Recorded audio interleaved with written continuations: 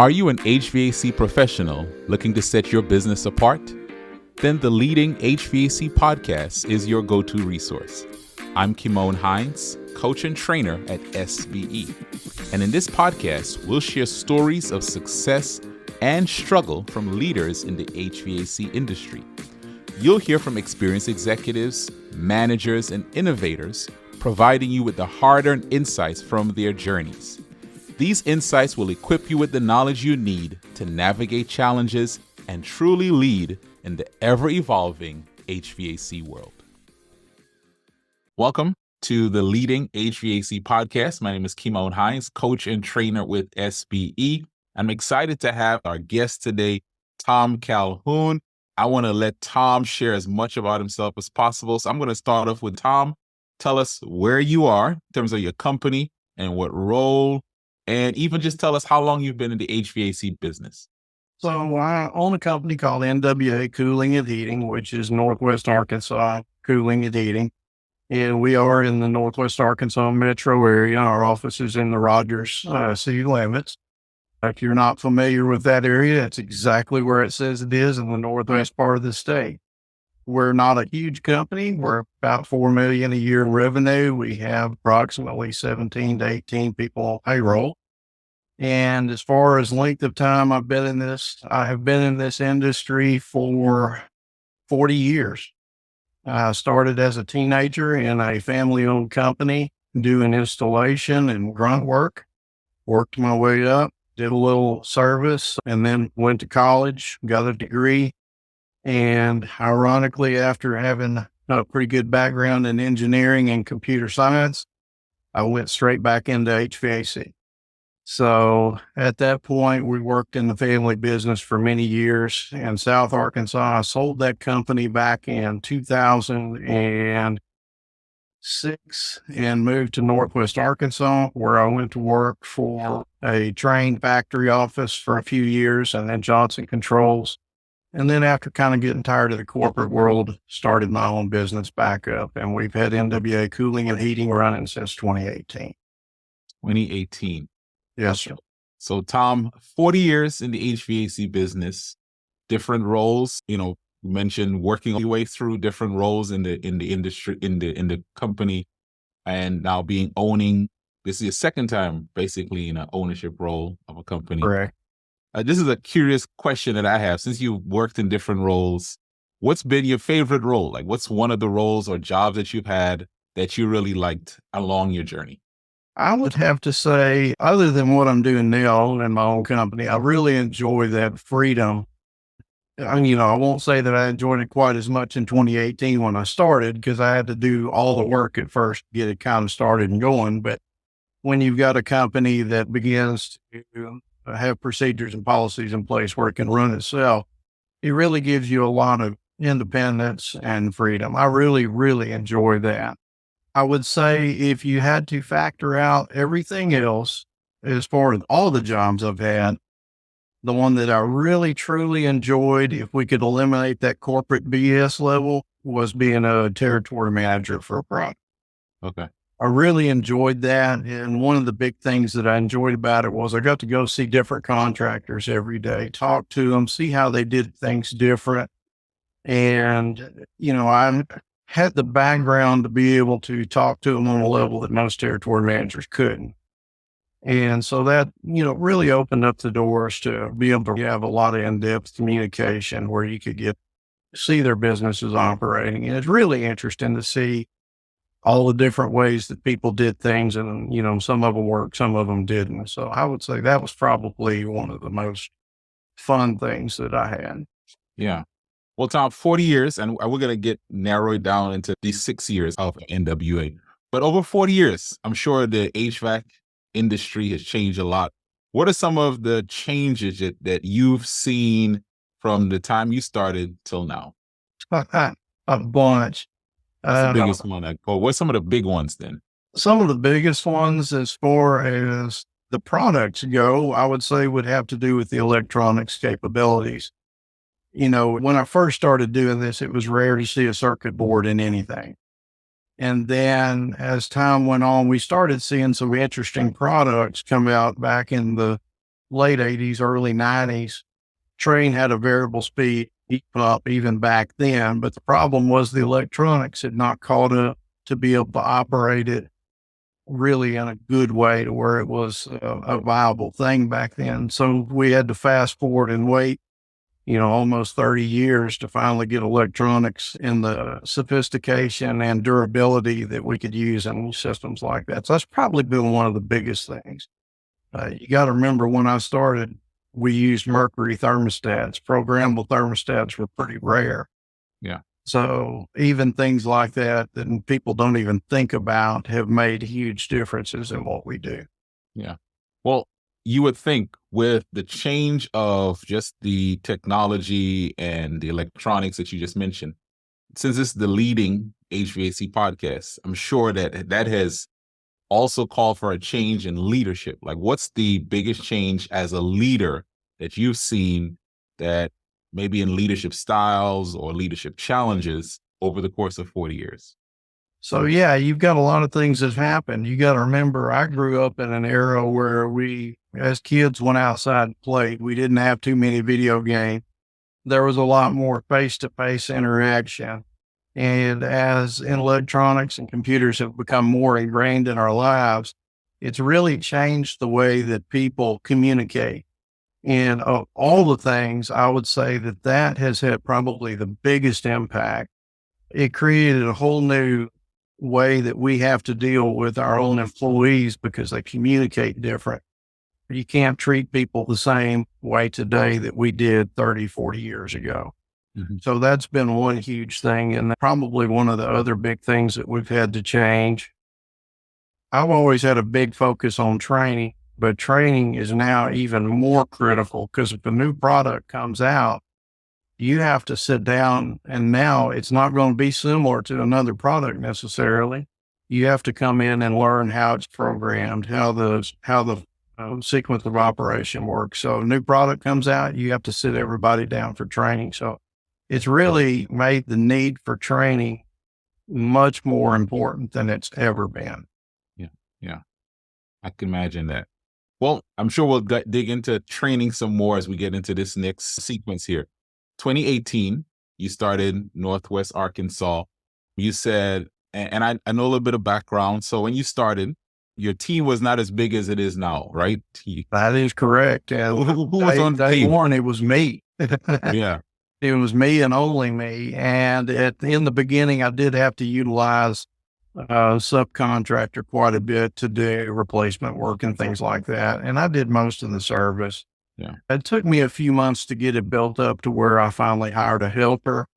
And then after, I would say year one, I did fairly well with just me. And toward the end of that year was when I got the helper. The second year I had to have a helper and I was utilizing my subcontract crew at least 3 days a week. So I would say 2020 was where I really started adding full-time employees and brought in additional service people and things like that.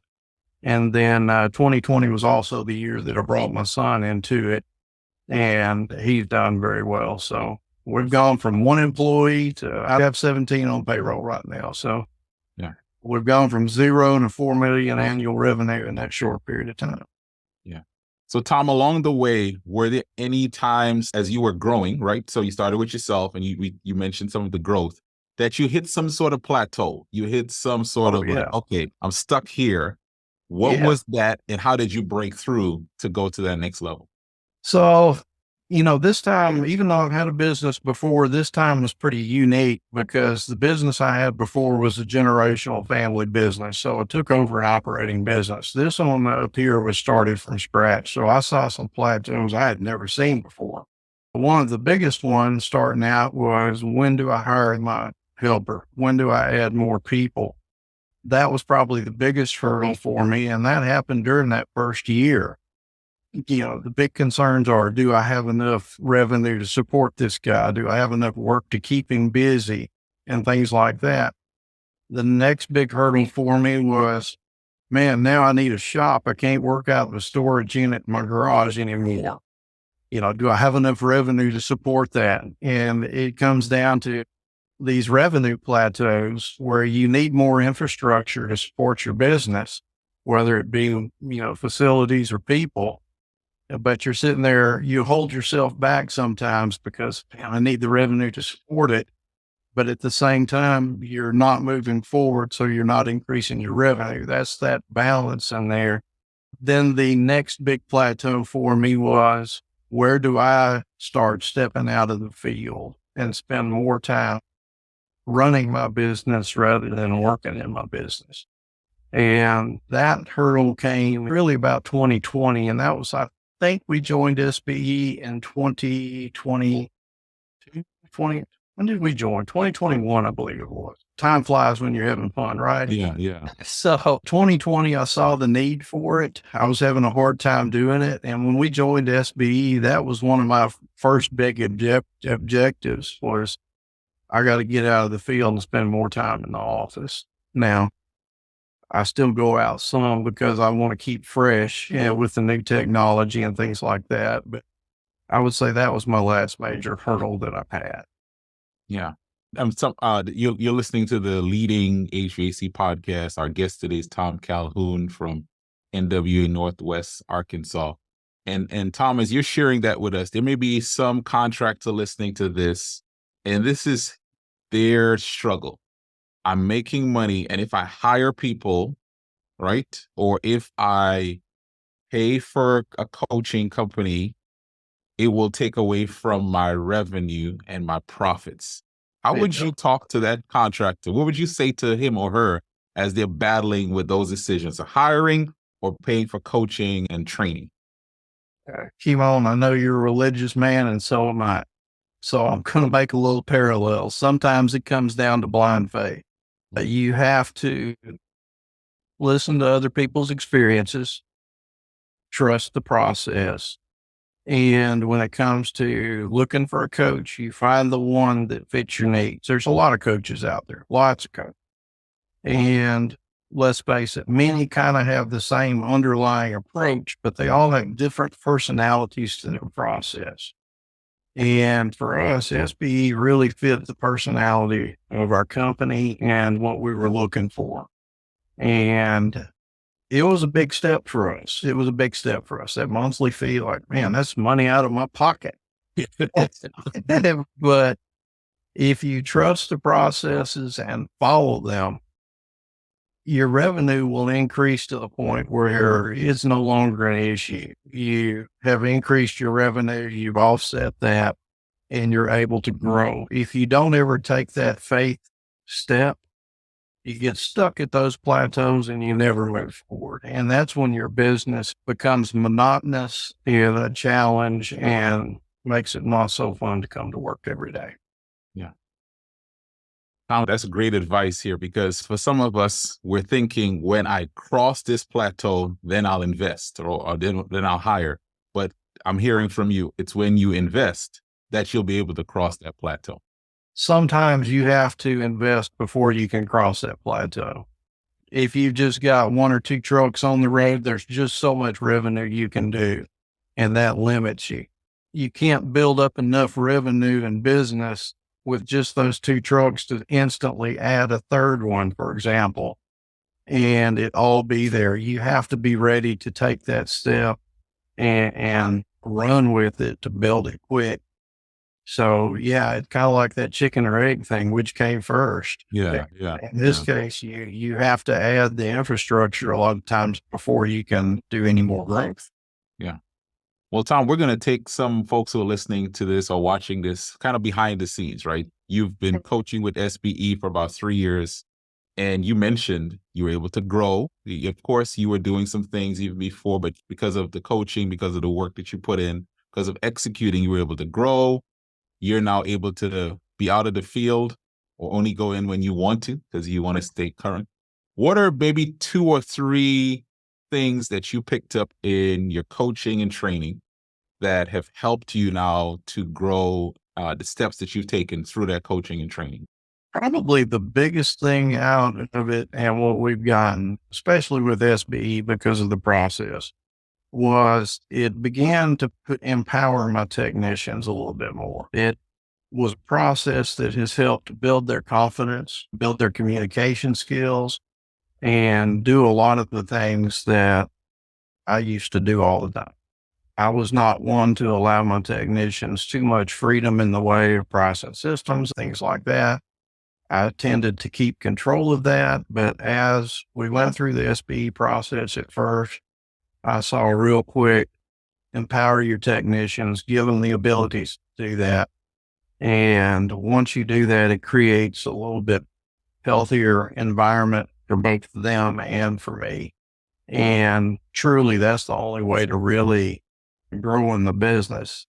We created a pay structure that highly incentivizes them and everything. So they have a lot of vested interest to participate and work with it. And it's not for everybody. There are some guys out there that don't like to talk to people, that just like to go fix stuff. We're probably not the company for them, because even with our commercial work, I want guys that can communicate with my customers in the field. I want guys that have the autonomy to be able to make a wise decision when it comes to offering somebody some options. Whether it's commercial, residential, doesn't matter. We do the same thing. So that was probably one of the biggest takeaways I had, was empowering technicians. What a word, right? Empower. As a leader, someone building their own company, you were the first technician, you were the one doing everything. To now release that control, to empower your team members. Was that challenging for you? I'm just curious, as a person. It's not just challenging, it's scary. Because most of us that start a business, we're kind of control freaks to begin with. We probably started it because we don't play well with others. We don't like working for somebody as much as we like the freedom and autonomy that we get from this. So it becomes scary to let go and let somebody else do something.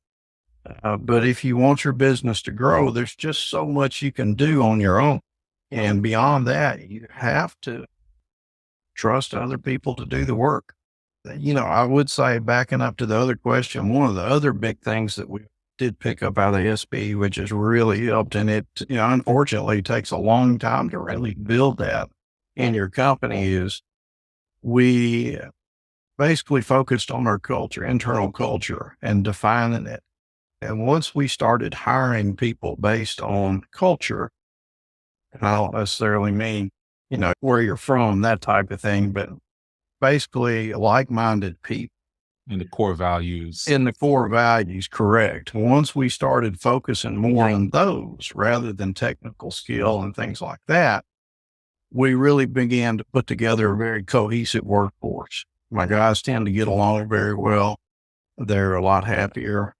They know how to work within the groups, within the company. Everything's pretty well defined, but yet at the same time, they still have a lot of flexibility, even down to the helper level. And once we started really nurturing those core values in our culture, it really became a lot easier to do a lot of things.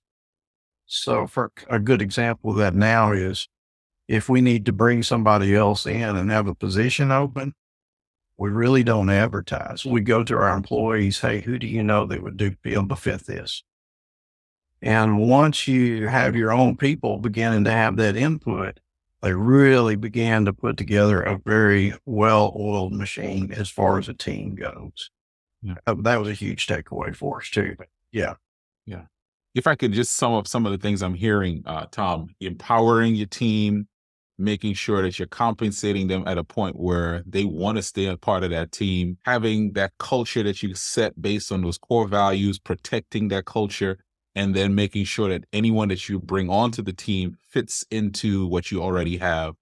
And as I listen to you, I'm sure there's someone listening to you saying, I wish I could do that, Tom, but I can't find workers, right? So I have to take anyone I can get, or I can't be as selective as you are. What would you say to that person who would push back to say, I can't find good workers, people who fit my core values, people who I can empower to just make decisions? What would you say to them? There's one simple thing that we learned: you hire slow and you fire fast. If somebody doesn't fit your culture, you're not going to be able to change somebody's personality. That's the one thing as a business owner we cannot change, is a personality. by the time somebody's coming into the workforce, their personality is pretty well formed. Now, we can, on the other hand, help them with communication skills, and we can definitely teach them all the tech. So the hardest thing to change as an owner is ourselves. We have to, again, go back to that blind faith, take the leap and just start doing things different. If you're not finding people, chances are you're looking for the same things you've always looked for. And if it hasn't worked in the past, it's not going to work in the future. That was one big hurdle for us because as a small company coming up, you don't necessarily have the luxury of having to spend years molding somebody, training and teaching them, bringing them up. You're growing fast. You have to bring in people that have some sort of technical skill. So that can be very difficult because now you do have to focus on that. But once you get clear of a couple of those hurdles, now you can start bringing in somebody who's young that wants to learn. You can train them, bring them up within your culture from day one. That's the point where you finally get people that start to fit in and stay and things like that. But unfortunately, you are going to go through a few of those at first. No matter how hard we try to find the right person, you're always going to make mistakes and hire somebody that's not a good fit. The thing that you have to do is you really have to vet them hard at first to see if they're going to fit. If you see red flags pretty quick, there's some things you can coach and train and some things you can't.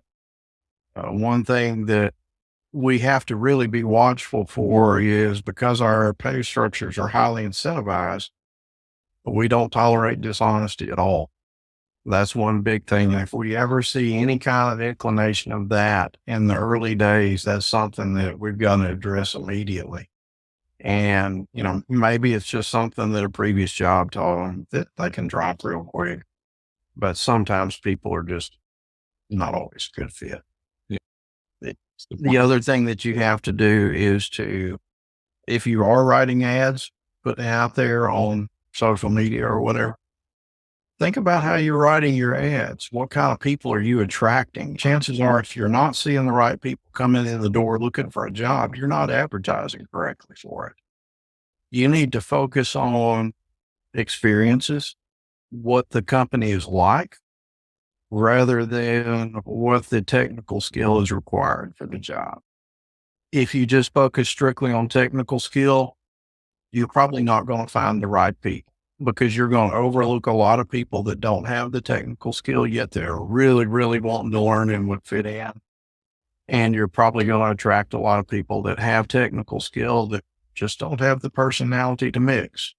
So you really have to focus your ads on those experiences and the lifestyle, so to speak. Yeah. Especially with our Gen Z people. Yeah. Yeah. They are really heavily influenced by lifestyle rather than other factors. Yeah. Tom, over the course of, let's just use our time, these 6 years, what has been, let's say, a challenging experience that you had, something that you encountered, and how did you navigate it? Because sometimes as leaders, we want to know that you've gone through some of the stuff that we've gone through. Oh, gosh, there's so many challenges that have been there in 6 years. You've got people challenges, you've got customer challenges, and you have money challenges. Nobody wants to talk about their money a lot of times, but that can be a huge challenge, especially whenever you are a small company growing. If there's one thing that's kept me awake at night, that's money, cash flow. You have to have it there to make payroll. You have to have it there to pay your vendors. You have to have an enormous amount of cash on hand to grow. Those are all things that can definitely keep you awake at night. And I would say that's always probably going to be one of the biggest hurdles. One thing that we've done to overcome that so that we don't have those pains near as bad in the future is real simple. We set up separate checking account that's completely separate from our operating checking account. And off of every job, not service job, but off of every installation job, we put a small percentage of each one into this fund.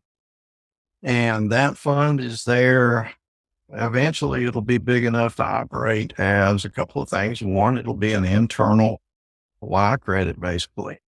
And it also gives us a pool of money that we can fund our growth through without having to dip into our operating funds. That's one thing I wish I had have started doing on day one. I didn't. So that's a huge pain that has come up. The other one is, I would say early on, we kind of depended too much on individual people. And by that, I mean, while you do want to depend on your people and they are there to work for you, you can't have someone in your business that it cannot survive without. You have to have within your people a level of redundancy as well.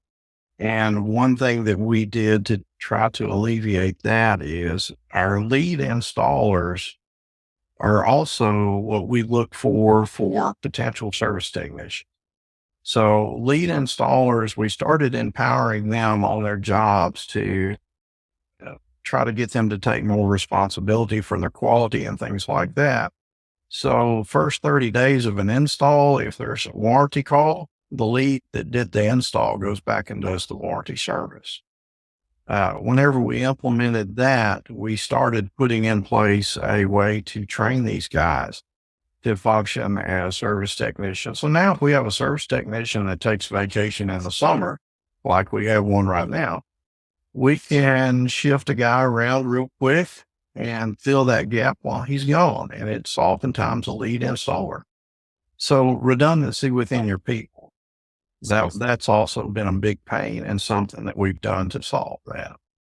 Tom, you just gave us really two golden nuggets right there about how to manage your finances and the staffing and how to make sure you have someone on your team, that redundancy, like that was a goal. So for you watching this or listening to this, write that down, put that into practice in your business. Now, Tom, I like ending our interviews with what we call rapid fire questions. I'll just fire them at you. Go ahead, sir. All right, let's go. What's the best business book or the best business resource that you've read or that you've had access to?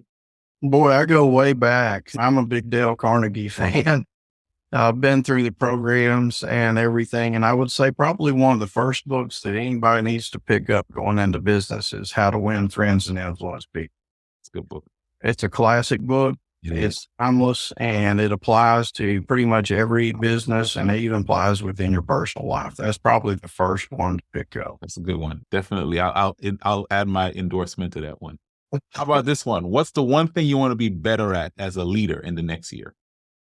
Oh, I would say the one thing that I want to be better at is probably our internal organization needs to be a little bit better. We've grown very fast. And as a result of that, sometimes our processes didn't quite keep up. So the next year, I'm going to spend more time developing those and working on our internal organization. Good. All right. So we know the HVAC industry and leading in the HVAC industry can be stressful. How does Tom Calhoun de-stress? Oh, a couple of ways. One, my wife and I really enjoy travel. We're pros at the timeshares. Oh, nice. We actually have 3. We utilize them. They're not for everybody, but hey, they work for us. So we do travel a lot, especially in the off season. And I do have a boat that I keep on lake nearby and slip. So on weekends and stuff, we can get away for that. That's my de-stress. Yeah. Now that boat, that I think we can all be less stressed if we could go out on a boat on weekends. I think that's right. Something about water that makes us stress go for a little bit. Absolutely. All right, Tom, we'll get you out on this question here. If you could go back in time and you could pick the time, what's one piece of advice you would give to yourself when you first started NWA? No. Oh, the first piece I would give myself is probably if I could do one thing differently, I would have been putting cash back in a reserve fund from day one rather than 3 or 4 years down the road. Yeah. Thank you, Tom. Tom Calhoun is our guest on the Leading HVAC podcast. You're listening, we ask you to make sure you subscribe. In this episode, you need to do one more thing and share this with another contractor, someone else leading in the HVAC world. They'll get a lot of value from this. Thank you for listening. Thank you for watching. Thank you for listening to the Leading HVAC podcast. If you would like to learn more about SBE, you can find us online at sbeodyssey.com. That's SBEodyssey.com. If you enjoyed today's episode, we would appreciate it if you would leave us a review on this podcasting platform. Thank you for tuning in, and we'll see you next time.